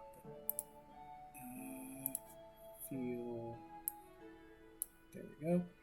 So there is a door for you to come and go as you please. You don't have to go through the bar to get there, which means that people could knock on that door as well. But we will assume that you're able to obtain the material components that you need for your spells through the inn itself. There is everything comes at a price at the I said inn, but at the Ring Rust Cantina. Everything comes at a price. There's a premium to buy it there, but it saves you the trip of having to walk around town at night, which you don't want to do because there's lots of urban legends about ghosts and scary things around town. You don't want to go around at night. And the Ring Rust is one of the only buildings that is lit at night because it's expensive to light up buildings with torches and candles. Yeah, and my cantrips will only light so much for so long for so far, and I'm not interested in revealing my position to anything that may be watching on the outside. I'll pay the premium. Gotcha. Okay, so we can work out what the associated cost there is there, if anything at all. I'm not super concerned about it. But at some point, Aigo does come back. after a couple hours. At this point, some of you are asleep. Some of you notice he just came in. Harmon does leave for a little while as well. And then we'll go ahead and we'll roll over to the next day. So here we go. So we do head out on the road to the Brewski farm. And it's just as it was told to you, that it's a few miles outside of town. You follow the road, you see the sign. So let's just go around the table here and see how has the morning been for everybody. And we can start with Pete this time. Yeah, get up and just, again, making sure all the gear is in order and that we've got something, we've got business to attend to, and so eat breakfast and get rolling for the day. Okay, and Gator? Well, oh God, why do I do this? Oh, jeez. And I see Bronson starting to get around and moving, so I know I have to hustle because I'm not getting more than an arm's length away from him if I can help it. So, like, I put on my, best-looking clothes that are probably a little wrinkly, but there's nothing I can do about that right now. And I, too, need some breakfast because my head hurts. So, I'd go through the motions as well. Gonna get some hair of the dog. I'm dog of the hair at this point. Okay, and Zinthral? I would say I slept like a baby, because that was just good sleep, even on that rug. Did the same thing everyone else did. Ate breakfast, went on his merry way to hopefully get this job done. And Alex? Probably same, but when I came down for breakfast, I would pat Gator on the back and suspiciously put small sign on his shirt that says, "Am drunk, be nice to me." Well, go ahead and roll a sleight of hand check.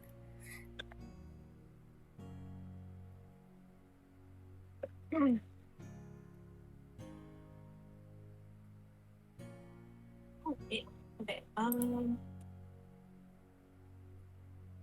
It's gonna be an 18. Okay, so Gator, you don't notice that, and Alex, who's known for her pranks, her innocent pranks, gets away with putting a little sign on your back there. Does anybody else in the party let him know about the sign on his back? I'll let it run its course.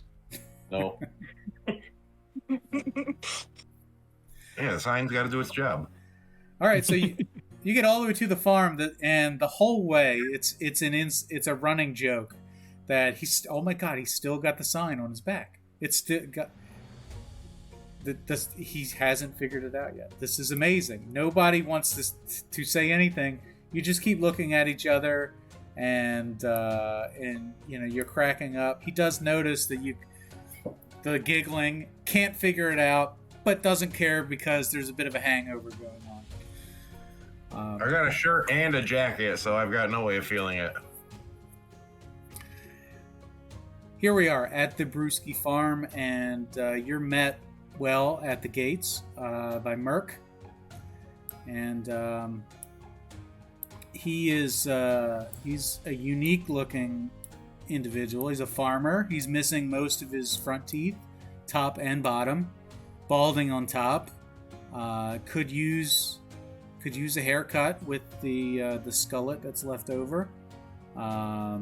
He looks like someone who knows how to farm, but he also looks a little crazy. So he does approach you as a party, especially as people of size. He is hoping that you're there to help him and approaches you, and he has a heavy accent. So he's kind of a small human, and he approaches you. "Oh Lord, thank you for coming. Tell me you're here to help me." You have a beast that needs dealing with? I do. I have a chupacabra in the fields. Oh, Lord. Yeah. Yeah. And it's snatching up my people and snatching up the cows, snatching up the chickens, snatching up everything. Well, let's try and sort it out for you. Great. Yes. So he says, "Come on now," and he takes you over to the farmhouse. He's actually very charming. Like, he's very excited to see you. He's excited to show you anything that he has that's interesting or of worth. He doesn't get many visitors, right? Just is really happy to see you. He takes a liking to one of you in particular. I would like all of you to roll a persuasion check.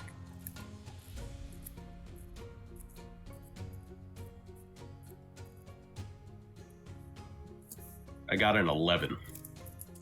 I got a 3 total.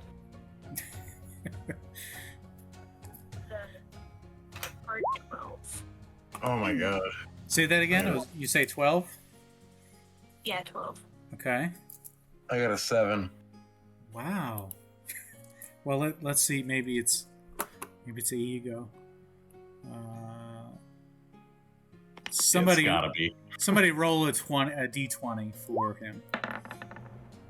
That might do it. Oh yeah, that's 17. Damn. So the farmer Merc, he does take quite a liking to Iego, and they have a common interest. Merc knows how to play a banjo, and he's quite gifted. He notices the instrument being carried by Iego, and they bond over that a little bit. But he's, they feel like, well, Merc feels like kindred spirits. Iego is just entertaining him. He's just humoring him, if you will. So at the house, which is not on the map, he shows you exactly where somebody was taken. He tells you a story that they said it just came in the night like a shadow. It comes in the day and just vanishes. He's heard all kinds of stories. People won't work at the farm anymore for as long as this dang chupacabra keeps coming around, snatching up all the people. So I love his accent. maybe I love it. if you can track the beast somehow. He doesn't know how to do this on his own. His brother was a great fighter, was a great champion. Never wanted to be a farmer, but came home after the King's Road and unfortunately passed away recently.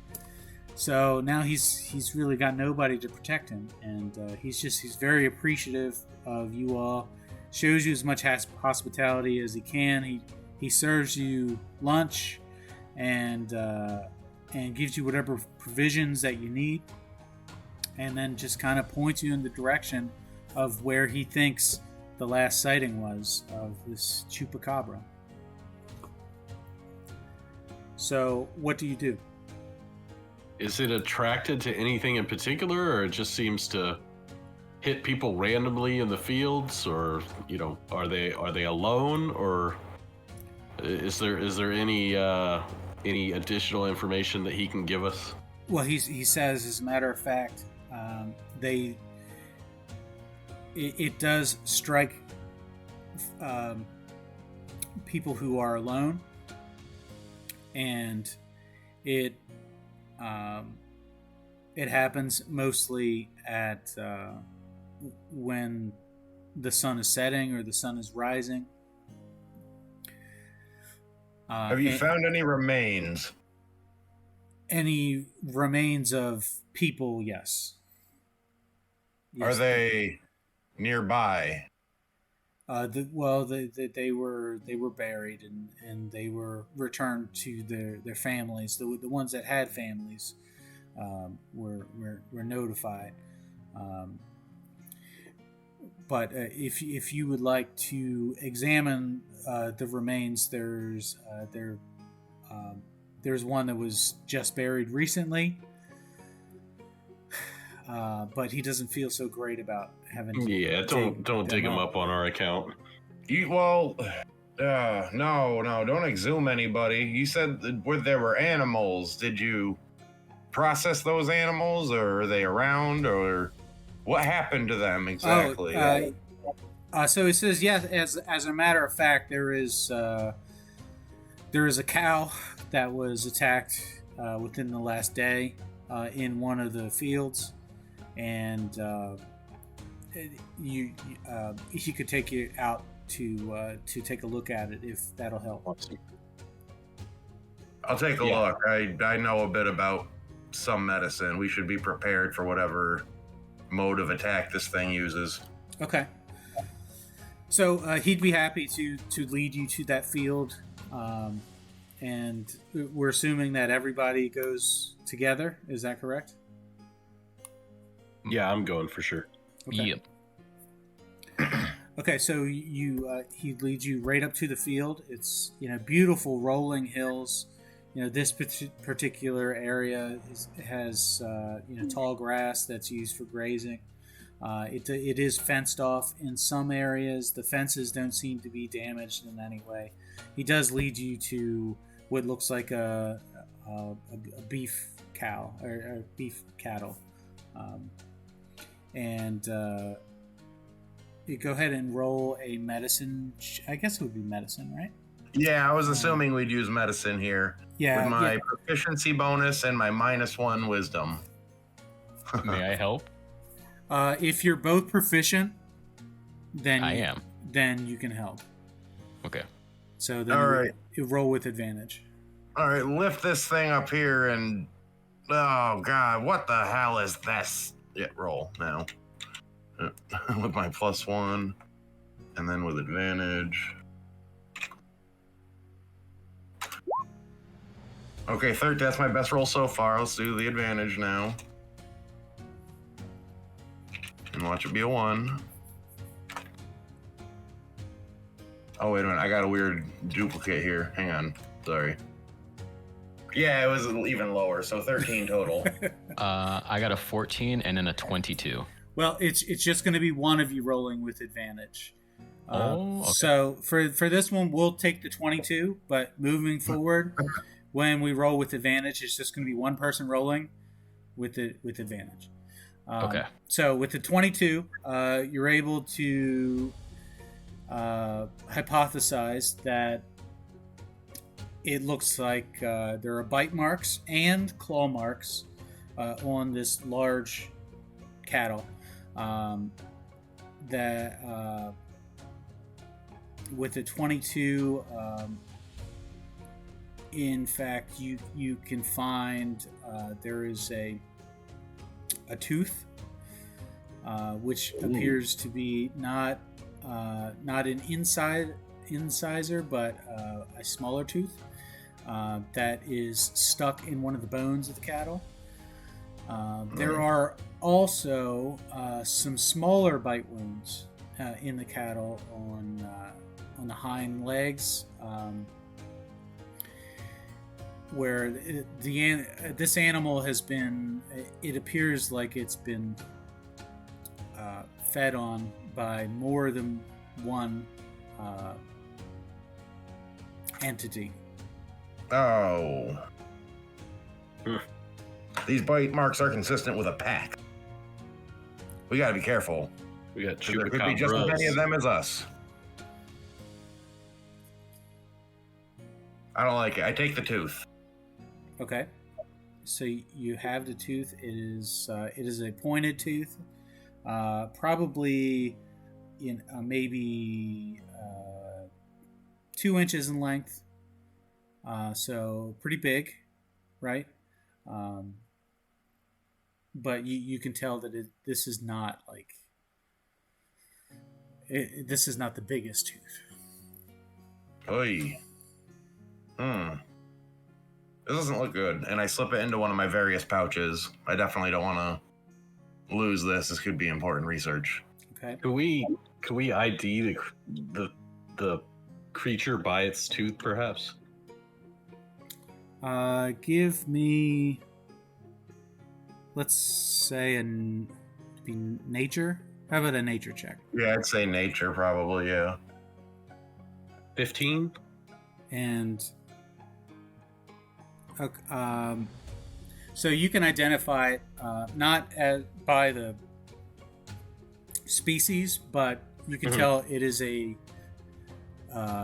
feline tooth. It is a cat tooth. Some type of big cat. Awesome. Big heckin' cat, got it. Anybody else want to do anything here? Could I be able to tell if it has had any of its blood actually drained?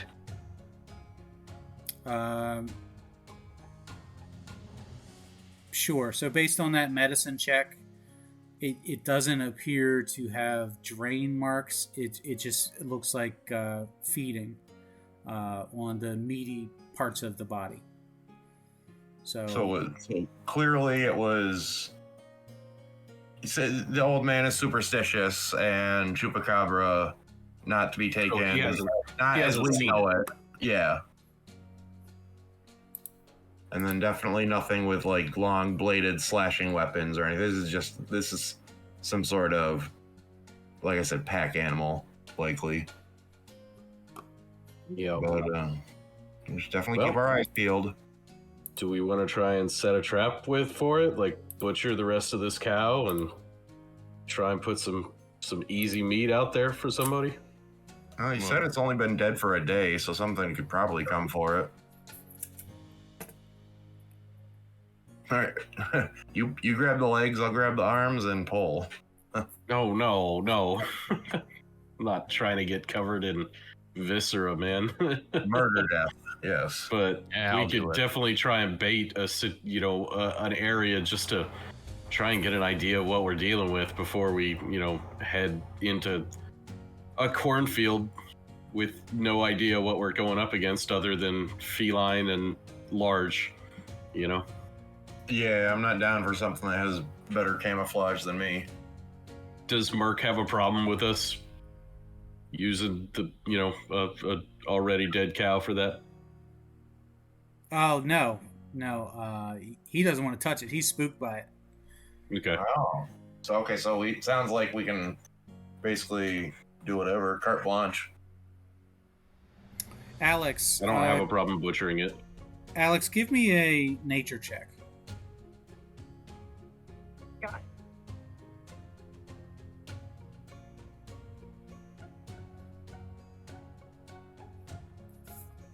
It's an 18. 18. Okay. So while they are considering how to chop up this animal and use it as bait, among other things, you're just kind of kicking rocks and just kind of looking around, a little aloof as to what's going on. But in the process, you do stumble upon some tracks on the ground and what looks like a game trail, which heads off into the woods. And you clearly see what looks like paw prints.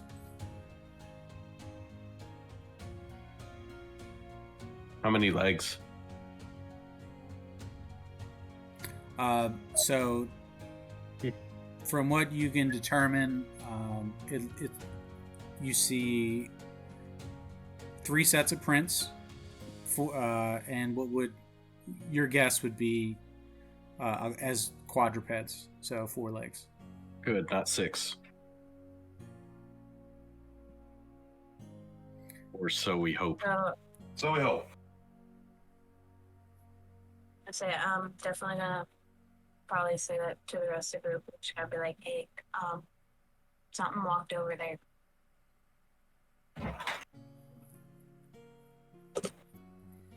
Well, maybe we don't have to butcher this cow if we've got a trail to follow. I mean, you can still main it if you really want to, I don't. but We can butcher it later. Yeah, where's it gonna go? Exactly. it's like Anyway. the hope nowhere. But if it goes somewhere, then Yeah. we're looking at a whole nother problem. When the moonlight hits it, we'll see. What's the moon cycle? Let's say it's the full month. The full moon is coming. Hey. Oh no. We're about to see. I don't know. Should. What kind of I'm trap not is it? Is it like a bear trap, like a spring trap, or is it like it's not a pit trap, right? Well, there's no trap here. It's tracks. Tracks. Oh, tracks. I said Yeah. my bad. I'm sorry. So there's a game trail, and there are tracks that are heading away from where you are. They're not well. There's not a blood trail, but there are tracks heading away. Like, as in, like, away from where we are currently investigating this slaughtered animal. Yes. Yeah, I would venture to guess away from the farm into the woods. Into the woods. All right, marching order, right? Uh-oh. So the corn is maybe shoulder high. So it is in rows, but you can see that there are breaks in the rows. And then it'll follow the row, and then it'll break a little bit. So from where you're standing, you can kind of see it snake through the area a little bit, but you haven't gone off on the trail yet. So Let's say we check it out. who would like to be at the front of that line? I'm horrible at tracking. Not me, but the first thing I do is cast mage armor. Okay. So, 8 hours of extra protection. I mean, everybody else looks squishier, so I'll be more than happy to take point. Thank you, Iron Mike Tyson. Okay. Yeah. That was Pete. You said. Mm-hmm. Okay. So Bronson is going to take point. I'm just going to put everybody. Yeah, that's fine. Here. Are you sure you don't want to thrust a ego out front? No, You'll probably die. I mean, unless he volunteers for it, but Let's try I not don't to think get. he'll. Yeah, I feel bad if someone who's not here gets killed. He would certainly try to talk his way out of it. Yeah, that's what I would get the feeling of too. Is that he just wants to lay back in the cut. And who would be next? Alex, you seem like the type that likes hanging back a little bit. Kinda, yeah. Okay. I might as well. I'm It's always probably directly Gator. behind Bronson, Yeah, so y'all have it's to line up probably behind me.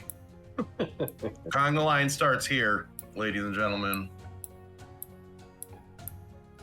Let the orc lead the way. I won't lag behind. I'll try to keep up. Now I don't know how to track. Okay, so we set off together on this track towards the trees. I use the term forest lightly. There are trees near the farm, right? It's Woods. Yeah, woods is The tree line, at least, yeah. exactly. And let's get a perception check from. Everybody go ahead and give me a perception check. And Bronson, you roll with advantage. Ooh, 22. Okay. Not my 13. forte. Almost a nat 20 for me. Same. Okay. This is interesting. You can't enter a -1 as a variable. That's very interesting. So let me open the dice roller now.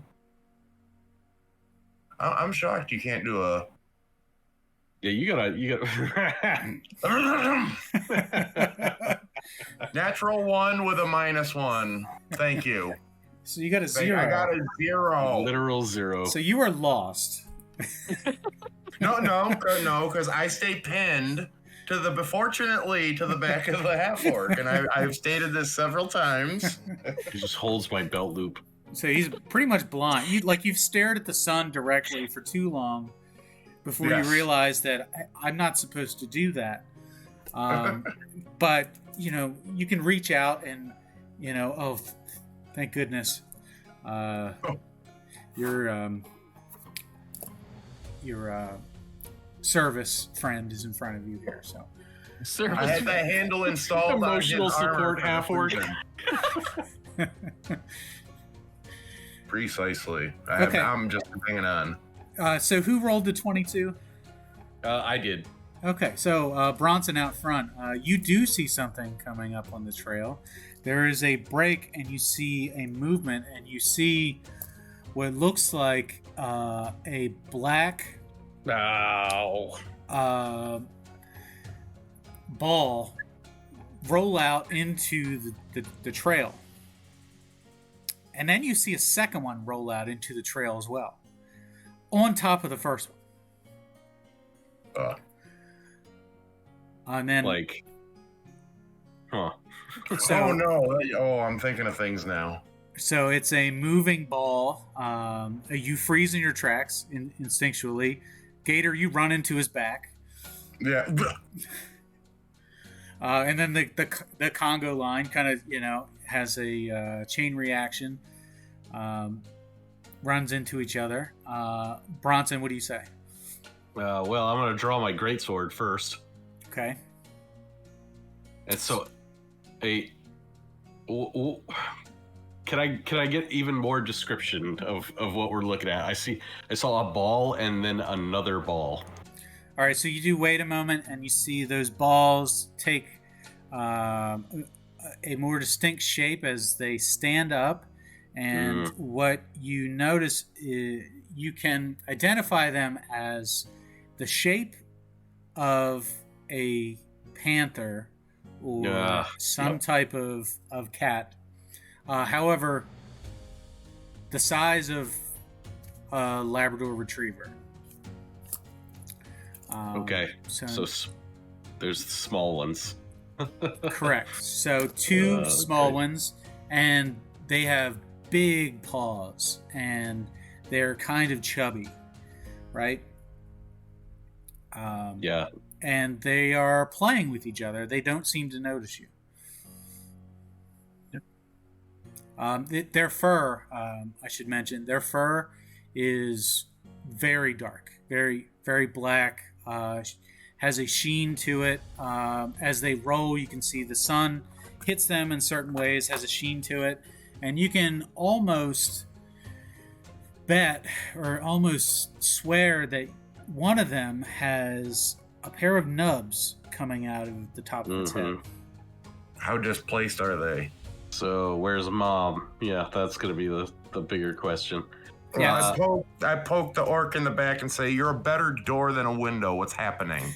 And then I relay what I've seen to the group. Would I know what I'm looking at other than just cats the size of dogs? Those aren't stray kittens. No, I know that. Well, you would know that they are large cats. Okay. Like not house cats, like wild, Yeah, no. big cats. Right. Well, I'm just wondering how well-known displacer beasts would be within this realm. They've been in 5 editions. I mean, you can roll a nature check. Okay. Yeah. 3's not gonna do it. Okay, they just big old cats. You're pretty sure that's what it is. Yep. Like you're pretty sure you know exactly what this is. So It's a panther. We got 2 panthers. It's a Labrador leopard. Yep. So yeah, I relay the visual to the rest of the folks, and they see me pulling out my greatsword. So but I don't look. I try not to look as concerned at the smaller ones as I am now searching frantically for a larger one. Okay. Anybody else? They do look less threatening since they're not paying attention to us, so they're not worried about us, and that makes me worried about them. And I'm picking through my components right now. Okay. Zinthro? I just ready my spear just in case I see a really big cat lunge at us. Okay. And Alex? I'm just observing, but as long as they ain't messing with me, I'm not gonna mess with them. Gotcha. All right, let's have everybody roll a perception check one more time. Oh boy. And roll with advantage. Ooh, Everybody can roll with advantage since you're on high alert. 17. Natural 20. So what's the 30-20. 20 plus your modifiers? My bad, 24. 24. Okay. Wow, I rolled a nat 20 minus 1, so 19. Okay. So you can all, you're all on high alert, and the 24, you do see movement in the field, and you can clearly see it, and you instinctually you point in the direction of it, and everybody else sees you do that, and they also look in that direction, and you follow this movement in the cornfield, and then out into the path steps the mama cat, right? It's the big one. A very big one. Yeah, so At least nobody got pounced on to begin with. No, no Monty Brown pounce. Keith Lee jumps out of the cornfield. This is a what you can make out as not a panther, but a black lion. And it is twice the size of a regular lion, and with extremely dark fur. It does not have horns on its head. But it does lock eyes with your party. And at about, we'll say about 100 feet away or we'll say 120 feet away is where this cat is. Locks eyes with you. It locks in position, and at this point, I want everybody to roll initiative. Oh no, the dreaded words. I think this lion is ready to be king. I'm just keep Lion King. 7 for Pete. 14. It's a 15. I got 12.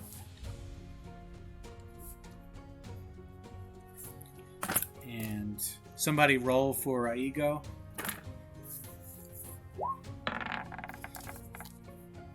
It's a 7 plus. What's the modifier? Plus 3, 10. Okay. All right, so that's where we're going to leave it for tonight. Oh. Right. Oh. So That's a good spot. It's Yeah, cliffhanger. Yeah. it's Mama Lion and her 2 cubs. One of them who has little nubbins on his head, and the other one does not. On the cornfield for at the Brewski farm. So I want to thank each of you for playing tonight. Thank anybody who watched the show, anybody who's watching the video on YouTube, and we'll be back for episode 2 in about a week. Hooray! Cool. You. Hey, congratulations! If you're still listening, that means you made it to the end of the episode. Thanks for coming by and listening to this edition of Kings Road Young Lions. If you like what you've heard, go ahead and hit that subscribe button, hit the like button, and leave a comment down below of what you'd like to see on the next episode. For more great content from This Is Awesome Promotions, check out the YouTube channel, check out the Twitch channel, check us out on Twitter at TIA Promotions. Thanks again for coming around, and we'll see you next time down on the King's Road.